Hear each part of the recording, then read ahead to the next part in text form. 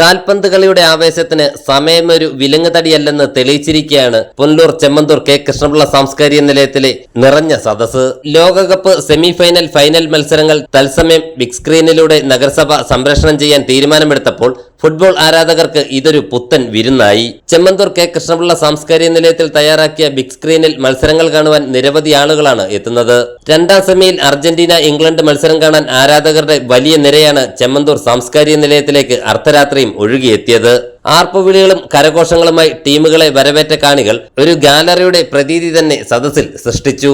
Argentina ഒരു ഗോളിന് പിന്നിലായപ്പോൾ കാഴ്ചക്കാരിൽ ഒരു വിഭാഗം നിരാശരായിരുന്നുവെങ്കിലും മറുപടി ഗോളും വിജയഗോളും നേടിയതോടെ ആഹ്ലാദവും ആവേശവും അലതല്ലി.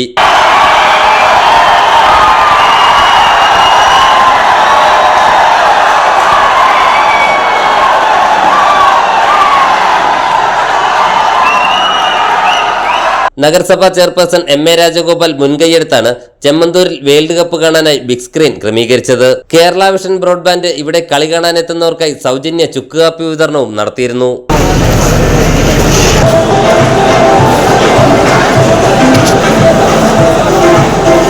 ഫുട്ബോൾ ആവേശത്തിന് സമയമൊരു വിലങ്ങുതടിയല്ലെന്ന് തെളിയിച്ചിരിക്കുകയായിരുന്നു പുനലൂരിലെ ആരാധകരുടെ ആവേശം. ഇനി ഫൈനലിനായുള്ള കാത്തിരിപ്പാണ്. ഞായറാഴ്ച രാത്രി 12:30 സ്പെയിനും അർജന്റീനയും ഫൈനലിൽ ഏറ്റുമുട്ടുമ്പോൾ പുനലൂരിൽ ആവേശം അലതല്ലുമെന്ന കാര്യത്തിൽ സംശയമില്ല.